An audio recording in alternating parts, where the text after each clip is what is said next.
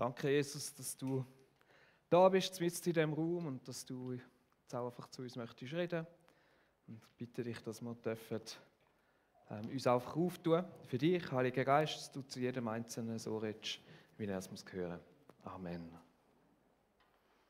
Wir sind in einer Serie, wo es um unsere Identität geht, wo wir uns fragen, wer bin ich denn wirklich oder eben wer bin ich auch nicht und wer darf mir überhaupt sagen, wer ich bin und wie können wir das überhaupt herausfinden. Und es gibt so Aussagen und Zitate, wo manchmal ausdrücken, was eine ganze Generation irgendwie fühlt oder glaubt und wo so quasi zu universalen Lebensmottos werden. Und so Aussagen gibt es auch in Bezug auf unsere Identität. Und eines davon ist, und ich wette, das hat wahrscheinlich jeder von euch schon mal gehört, sei du selbst, alle anderen gibt es schon. Wer hat das noch nie gehört? Tatsächlich, es gibt jemanden. Wo hast denn du gelebt die letzten 10 Jahre? Genau. Ein anderes, das noch recht bekannt ist, was wahrscheinlich viele von euch kennen. Ich bin, wie ich bin. Die einen kennen mich, die anderen können mich. Das hat der Konrad Adenauer gesagt, ein deutscher Bundeskanzler, ehemaliger deutscher Bundeskanzler. Oder eben, man kann es zusammenfassen nach ein bisschen mit ich bin, wie ich bin, weil ich anders nicht sein kann. Und ich glaube, wenn man in der heutigen Zeit neue 10 Gebote aufstellen würde, bist dich selber, das wäre eins davon. Weil irgendwo so innerlich denkt man, ja mal, eigentlich ist ja da ein bisschen etwas dran. Übrigens habe ich noch mal eins gefallen, das hat mir eigentlich am besten gefallen. Always be yourself, unless you can be Batman. Then always be Batman. Genau. Das wäre das Beste. Ich habe mich dann gefragt, woher kommen die so Aussagen oder eben, was müssen sie uns eigentlich sagen? Und ich glaube, im Prinzip geht es um Selbstannahme und vielleicht auch so um die gesellschaftliche Toleranz gegenüber Sachen, die anders sind oder die vielleicht nicht der Norm entsprechen, zu stärken. Und es geht oft darum, sich dafür einzusetzen, dass jeder Mensch wertvoll ist, unabhängig von seiner Herkunft, von seinen körperlichen Eigenheiten oder an seinen Fähigkeiten. Und die Aussagen, die betonen und stärken das, indem sie sagen, wir sollen uns annehmen, so wie wir sind. Wir sollen eine positive Einstellung dazu einnehmen, wer wir sind. Ja, zu uns selber sagen, zu unserer eigenen Identität, im Sinn von, ich bin so, wie ich bin. Und das ist gut so. Und auf den ersten Blick denken wir, hey ja, eben, ich bin so, wie ich bin, was soll jetzt an dem negativ sein? Das ist doch eigentlich eine gute Sache. Aber ganz ehrlich, wenn wir ein bisschen genauer anschauen, dann merken wir schnell, dass die Aussage, ich bin einfach so, wie ich bin, durchaus auch kritische Sachen hat. Weil schließlich ist ja eigentlich, wie wir wirklich sind, bei den meisten von uns eines der bestgehüteten Geheimnisse, oder? Wo wir schauen, dass es ja nicht alle mitbekommen, wie wir eigentlich wirklich sind, sondern nur versuchen, wenn dann die positive Seite von uns herauszustellen und die anderen, die tun wir lieber ein bisschen verstecken und schauen, dass es nicht alle mitbekommen. Eine kritische Seite von so einer Aussage ist, dass ein Stück weit auch nicht eine Bereitschaft gezeigt wird, sich irgendwo verändern oder anpassen. Und das kann durchaus schwierig sein, gerade dort, wo es vielleicht auch gesellschaftliche Kompromisse braucht. Oder in einer Partnerschaft. Ich glaube, die meisten von uns fänden es nicht so cool, wenn unser Partner oder Partnerin würde sagen, ich bin halt so, wie ich bin. Ich will mich nicht ändern. Du musst mich jetzt einfach so nehmen. Das ist vielleicht im Moment vom Hochzeit, oder? Und dann später merken wir so, du hast mir aber nicht alles gesagt. Und da gibt es durchaus ein paar Punkte, die gut wären zum Anschauen. Nicht alle Eigenschaften oder Überzeugungen, die wir haben, oder auch Ziele, sind wirklich lebensfördernd, sind wirklich gut, bringen einen Segen. Das zeigt nur schon ein Blick in die Bibel und in die Weltgeschichte.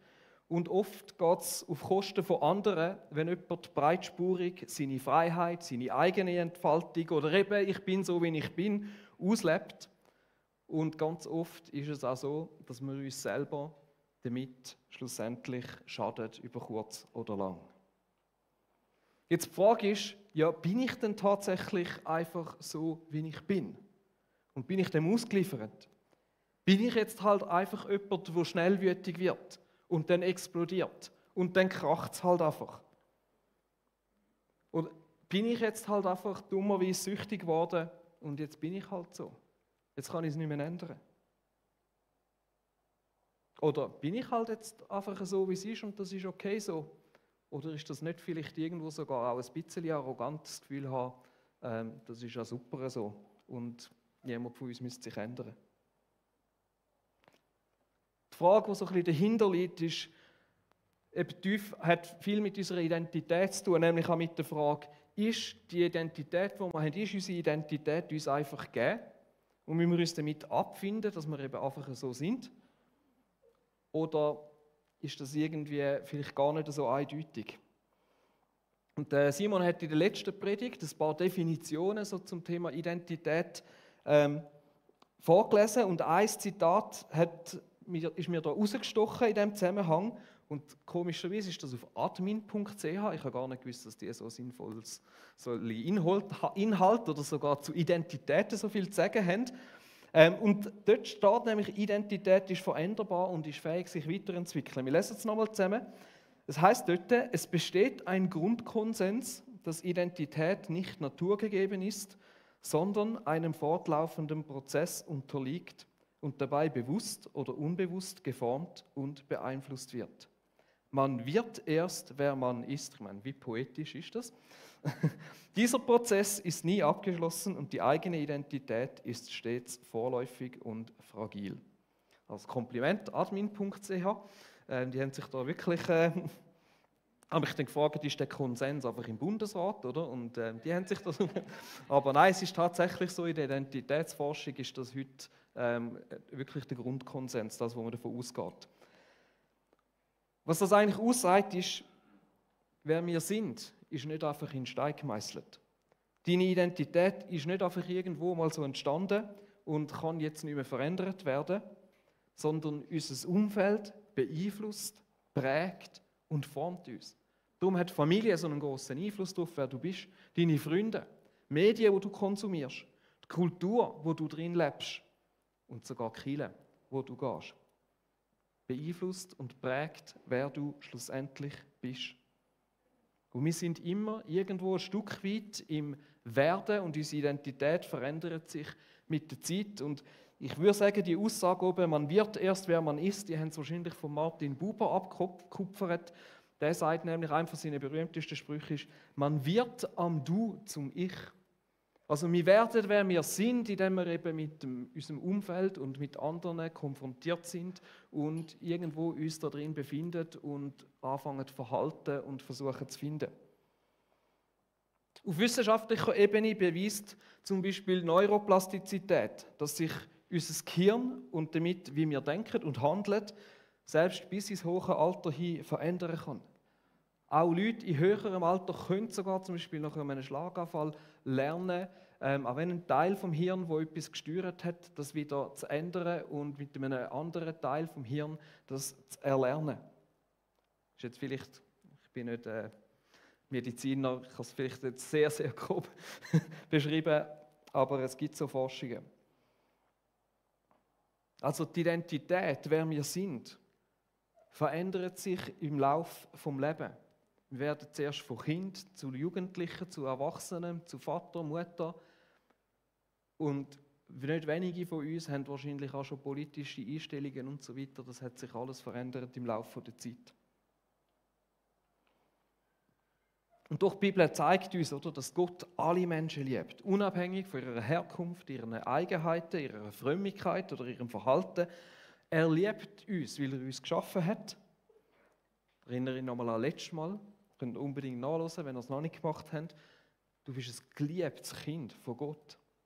Und doch ermahnt uns die Bibel immer wieder dazu, unser Leben eben an Jesus auszurichten und uns von ihm zu verändern lassen. Nicht einfach so bleiben, wie wir sind. Epheser 4,15 sagt, stattdessen sollen wir in einem Geist der Liebe an der Wahrheit festhalten, damit wir im Glauben wachsen und in jeder Hinsicht mehr und mehr dem ähnlich werden, der das Haupt ist, Christus. In jeder Hinsicht. Auch in Bezug auf unsere Identität. Und ich glaube, zuallererst mal ist das irgendwo auch eine mega gute Nachricht. Du bist nicht einfach so, wie du bist.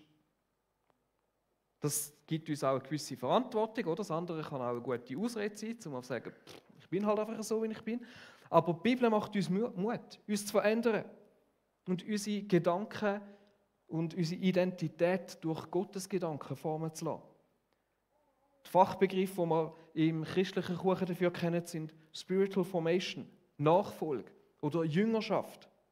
Oder die noch ein bisschen ältere Generation sind, Heiligung, ist so ein Stichwort. Das sind alles Begriffe für den Prozess, wo wir dazu aufgerufen sind, uns darauf einzulassen. Und sie haben durchaus eine aktive Komponente. Es ist nicht einfach nur Gott, der da handelt und wir haben nichts dazu zu beitragen und entweder macht das oder macht das nicht. Charakterveränderung ist eine Zusammenarbeit zwischen dir und dem Heiligen Geist. Gott, der in dir am Wirken ist, aber wir, die uns darauf einlassen und die uns aufmachen und die sagen, ich unternehme etwas dafür, ich steuere mit. Da spielen zum Beispiel geistliche Gewohnheiten eine wichtige Rolle, wo wir auch schon darüber geredet haben. Stille, Einsamkeit, Großzügigkeit, Gebet, Gastfreundschaft, Gemeinschaft, das Miteinander unterwegs sein. Durch all diese Sachen wirkt der Heilige Geist und verändert uns. Das Ich bin einfach so, wie ich bin, ist eine weit verbreitete, man könnte sogar sagen, Lüge oder ein Mythos. Du bist nicht einfach so, wie du bist. Und vielleicht so als erster Anstoß zur Reflexion kannst du mal ganz schnell überlegen, wo in deinem Leben siehst du das vielleicht auch. Wo bist du nicht mehr, wer du mal gewesen bist? Und wo gibt es vielleicht Gedanken, wo du drin feststeckst, ja, aber ich bin halt einfach so. Und wo gibt es Momente und Sachen, wo du dir das gesagt hast und wo es vielleicht dran ist, das nochmal zu überlegen, ob das wirklich so ist. Jetzt geht es aber noch weiter, oder? Wenn das ja tatsächlich so ist, dass wir ja nicht einfach so sind, wie wir sind, dann können wir uns ja verändern. Und das hat die Gesellschaft irgendwo auch entdeckt und die Tatsache ist dort angelandet. Und darum ist es ein weiteres Gebot, das eigentlich in der heutigen Zeit so sehr gängig ist, bis wer du sein willst. Be who you wanna be. Du kannst sein, wer du willst. Findet man in x Songtext oder bin heute Morgen noch mal schnell auf Amazon schauen, du findest x Bücher, die sagen, hey, dein Potenzial ist endlos, limitless. Du kannst sein, wer du willst, du kannst machen, was du willst. Ein berühmter Schweizer Philosoph hat mal gesagt, also, die Jungen... Du hast etwas sagen? Ich meine, jeder kann machen, was er will, weil jeder steht dazu, was er macht. Okay. Kommen wir zu einem weiteren Gast. Ja, all die vielleicht so ein bisschen in den gleichen Jahren jung sind wie ich, die kennen wahrscheinlich diese Sendung. Das ist die Sendung, die hat Millennials bis heute geprägt. X Sprüche, Aussagen aus dieser Sendung. Und nicht nur der, sondern auch andere, die sind bis heute drin. Es ist ein Phänomen. Es ist so eine Aussage, die geblieben ist. Jeder kann machen, was er will, weil jeder steht dazu, was er macht. Und es geht so in die Richtung hinein.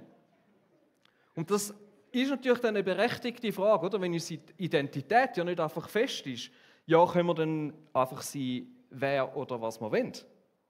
Unsere Identität nach Belieben selber gestalten und verändern. Und das ist eine grosse Frage und in der heutigen Zeit, glaube ich, ist das manchmal sogar fast das andere Extrem, das manchmal noch fast verbreiteter ist. Letztens habe ich bei SRF Sternstunde Religion oder Philosophie, geschaut und dort ist es ums Manifestieren gegangen. Wo Leute sagen, hey, du musst nur ganz fest an etwas glauben und denken und dann wird es so kommen, dann wird es passieren. Du kannst dir eigentlich wünschen, was du willst, du kannst es so quasi beim Universum bestellen und es wird passieren.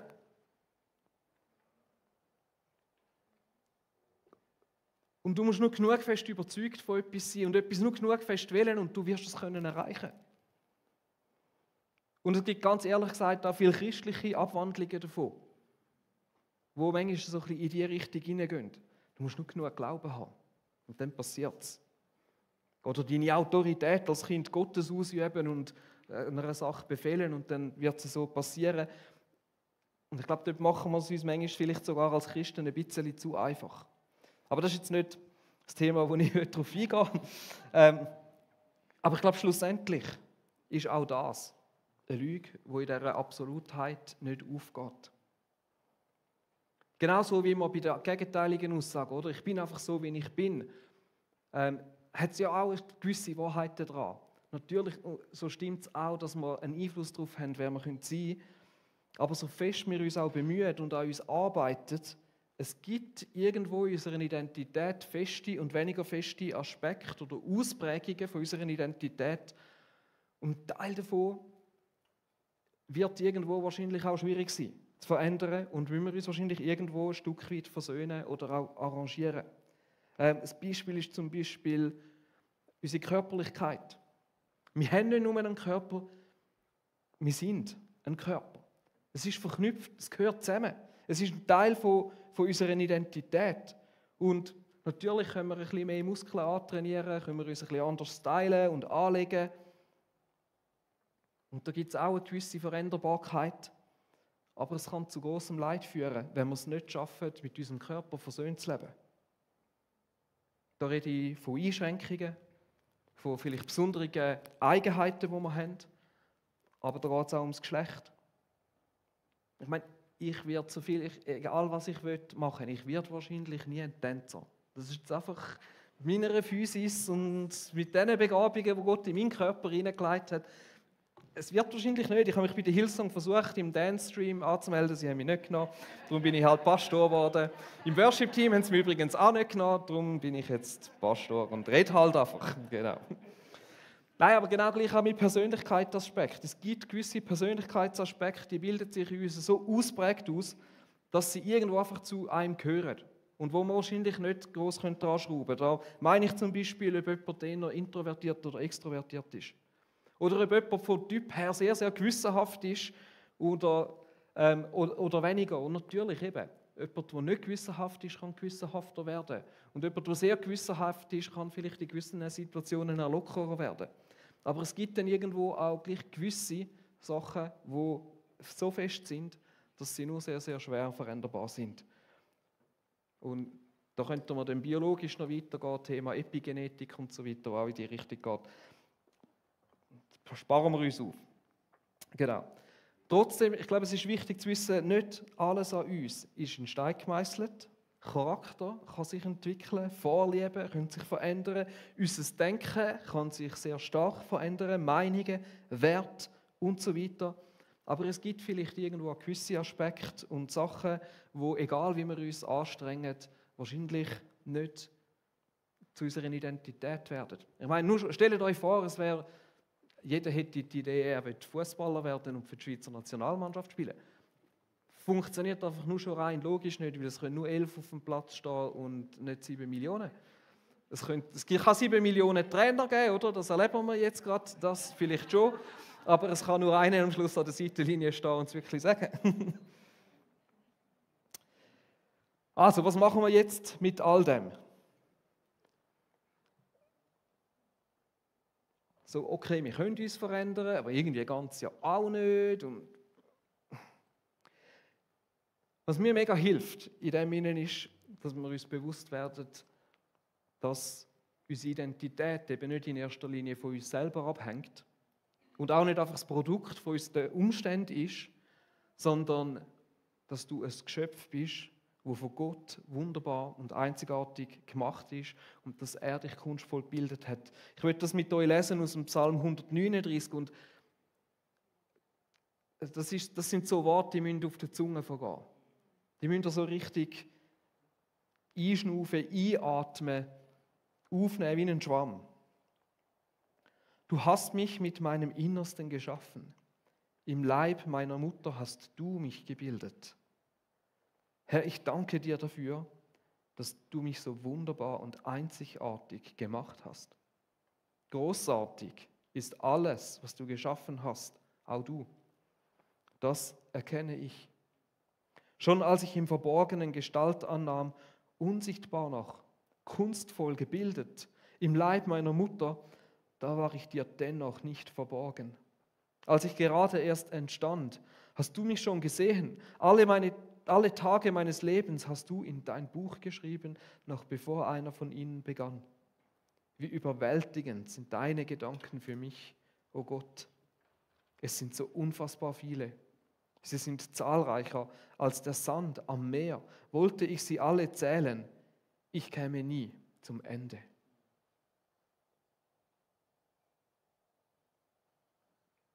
Kunstvoll geschaffen.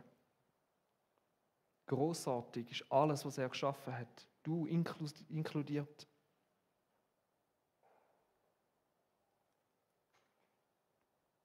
Was gibt uns das nur schon für einen Wert, oder? Da ist etwas in dich hineingelegt, etwas Kostbares, etwas Wertvolles, etwas Einzigartiges, das zu dir gehört. Und das dürfen wir bejahen, weil da gibt es so viel Gutes in uns drin, wo Gott in uns hineingelegt hat. Jetzt ist die Bibel in dem Sinne aber auch mega ehrlich über unseren Zustand. Und das ist manchmal so das Paradoxe, weil sie zeigt uns gleichzeitig auch auf, dass wir alle nicht perfekt sind. Auch wenn so viel Gutes in uns liegt und auch wenn wir das wirklich so wortwörtlich nehmen müssen und wissen, dass das Wahrheit ist, sie ist ja so ehrlich, dass wir alle weit weg davon sind, einfach gut zu sein. Und weit weg davon sind, dass es keinen Grund gibt, uns zu verändern. Im Römer 3, 23 bis 24 heißt, alle sind schuldig geworden und spiegeln nicht mehr die Herrlichkeit wider, die Gott dem Menschen ursprünglich verliehen hatte. Die Rede ist da von dieser ursprünglichen Herrlichkeit, wo wir Menschen verloren haben. In der anderen Übersetzung heißt es, wir alle sind sündig geworden. Aber der Vers geht weiter und es heißt dann, aber was sich keiner verdienen kann, schenkt Gott in seiner Güte. Er nimmt dich an, weil Christus dich erlöst hat. Ich habe es jetzt auf dich umgeformt. Und das ist das, was wir letzten Sonntag auch schon angeschaut haben. Es ist nicht etwas, was wir uns verdienen können, sondern es ist etwas, was gegeben ist, was geschenkt ist. Und irgendwie gibt es so eine gesunde Selbsteinschätzung. Und ist irgendwo so eine hoffnungsvolle Botschaft. Und der Tim Keller bringt das mega gut auf den Punkt. Und für ihn ist das sogar die Definition, was eigentlich die gute Nachricht vom Evangelium ist. Er sagt, wir sind sündiger und fehlerhafter, als wir je zu glauben vermochten. Doch gleichzeitig sind wir in Jesus Christus geliebter und angenommener, als wir je zu hoffen wagten.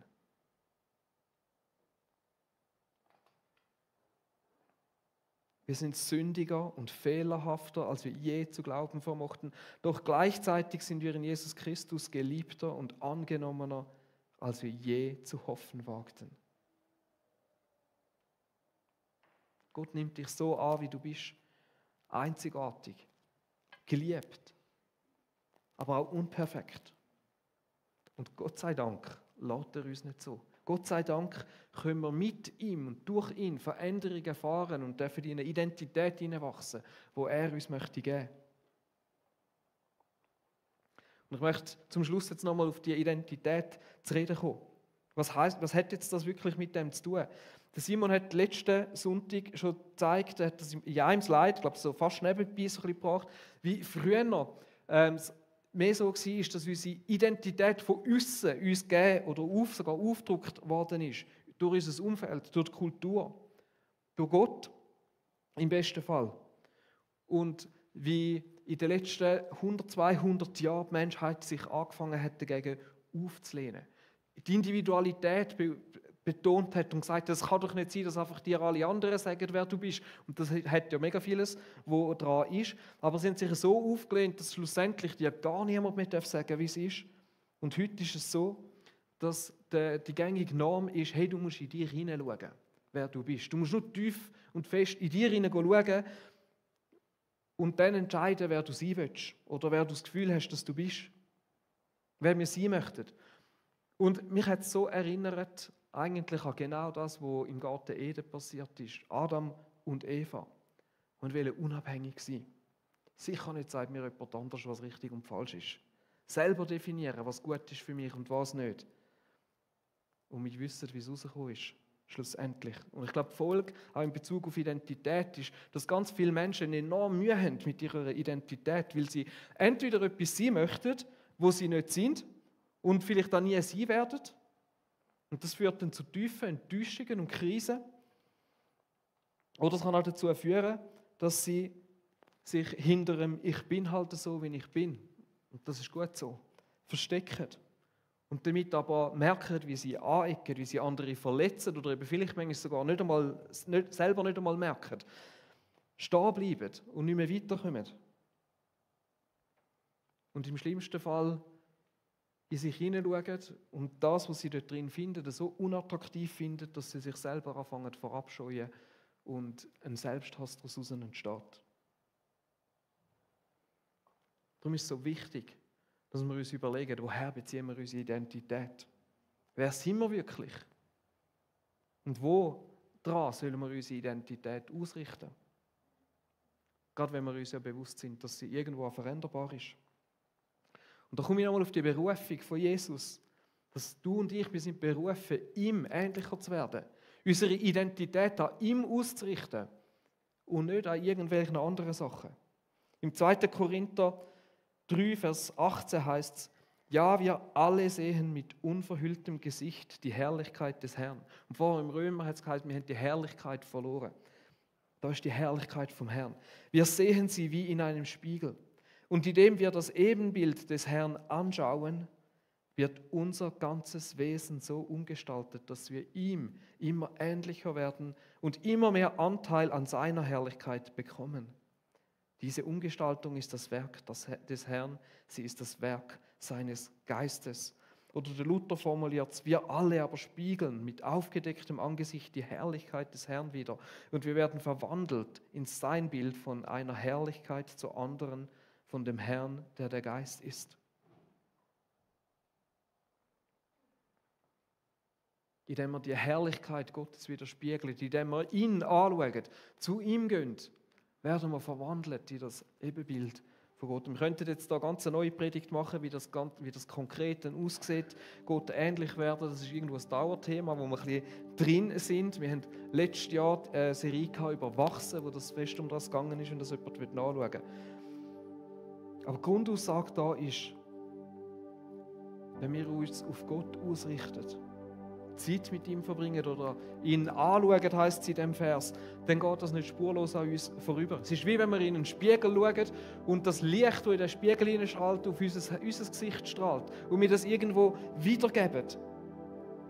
Unsere Identität wird von seinen Gedanken über unserem Leben geprägt. Wir spiegeln das, was Gott in unserem Leben ist, das, was wir bei ihm sehen. Unser Denken, unsere Werte, unsere Absichten, unser Handeln wird von ihm verändert, umgewandelt, heisst es da. Im Normalfall, wenn du in den Spiegel schaust, dann siehst du einfach, wie du bist. Und irgendwie da, die Bibelstelle sagt, wie du wirst verwandelt, indem du das auf ihn schaust. Und das sind dann Auswirkungen wie eben zum Beispiel Geduld, Liebe, Selbstbeherrschung, die Früchte von Galater 5, 22. Und heute Morgen bin ich noch erinnert worden an den Vers aus dem 2. Korinther 5, was heißt, wenn jemand zu Christus gehört, ist er eine neue Schöpfung. Und die neue Schöpfung, wenn das nicht etwas ist, nicht anders ist als eine neue Identität. Und das ist die Identität, wo wir dazu berufen sind. Das ist die Identität, die ich haben möchte. Ich möchte ihm ähnlicher werden. Ich möchte, dass Leute, wenn sie mich anschauen, das ein bisschen einen Abglanz von dem sehen, was Jesus eigentlich ist. Das ist die Berufung, die auch auf deinem Leben liegt, Jesus ähnlicher werden. Und es ist nicht einfach nur ein Selbstzweck oder Selbstverwirklichung, sondern es ist, dass die Menschen rund um uns herum dürfen an uns oder durch uns Jesus erkennen. Es geht nicht um unsere Selbstverwirklichung. Jesus sagt, was nützt es einem Menschen, wenn er die ganze Welt gewinnt, dabei aber sich selbst verliert und Schaden nimmt. Die Welt sagt dir Selbstverwirklichung. Mach, was du willst, bis wer du sein willst. Jesus sagt, gib dich an für die Welt. Schau weg von dir selber, schau auf Jesus und bring Frucht durch das. Frucht, wo bleibt. Nicht ihr habt mich erwählt, sondern ich habe euch erwählt. Ich habe euch dazu bestimmt, dass ihr euch auf den Weg macht und Frucht bringt. Frucht, die bleibt. Und irgendwo ist doch genau das, egal mit was wir uns fühlen und egal was für coole Sachen wir in unserem Leben machen, es wird immer irgendwo zu wenig sein. Es wird uns nie ganz erfüllen, es wird alles irgendwo wieder lau und verliert den Reiz.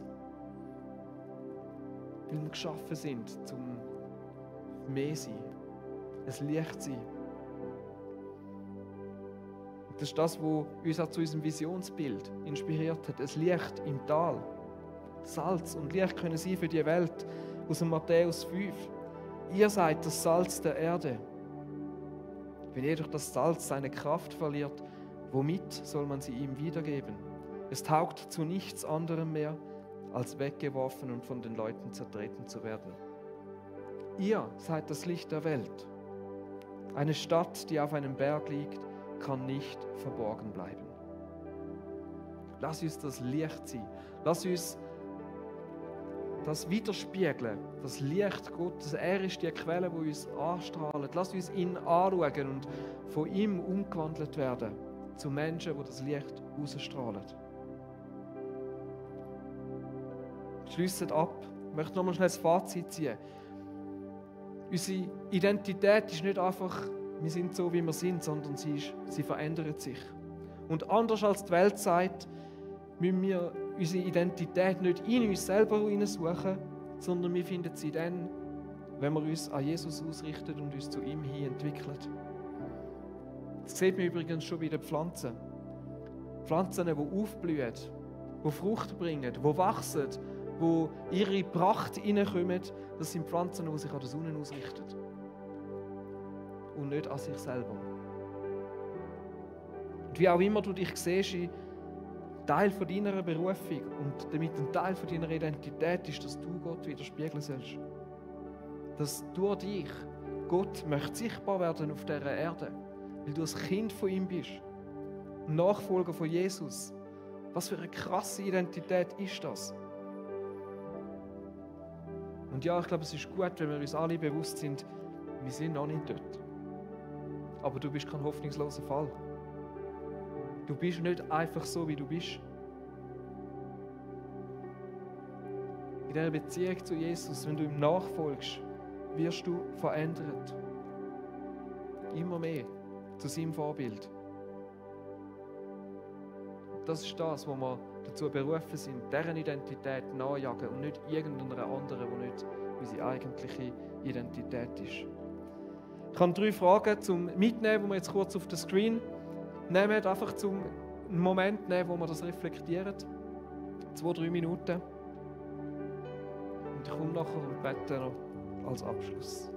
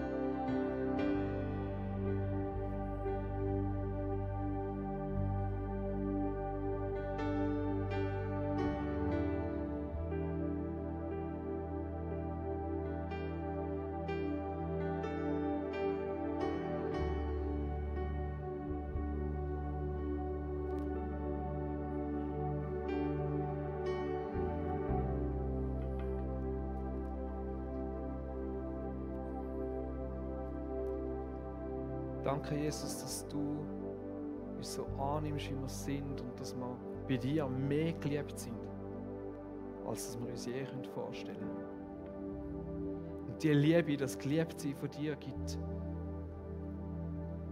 durch das schaffen wir es auch auszuhalten, zu wissen, dass wir schlussendlich trotzdem auch fehlerhafter und schwieriger sind in unserem Charakter und in unserem Sein, als wir uns vielleicht je eingestanden haben.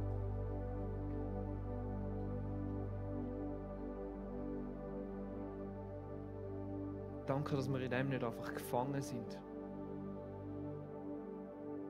Dass du mit unseren Weg gehst. Dass wir dürfen lernen, mehr so zu werden, wie du bist.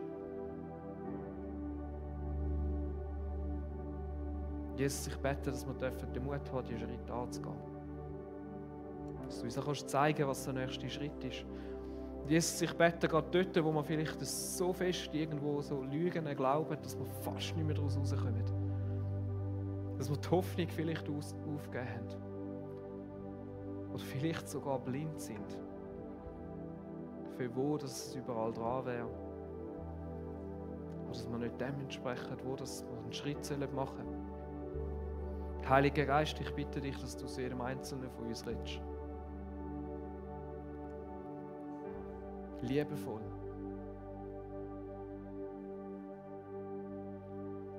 Nicht verdammend.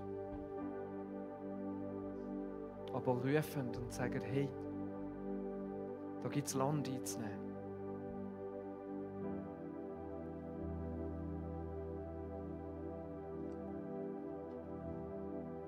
Jesus, ich bete, dass gerade überall dort, wo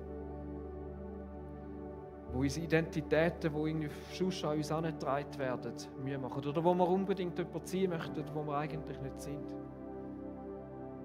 Ich bitte, Jesus, dass wir auf dich schauen können. Weil du uns sagst, wer wir sind.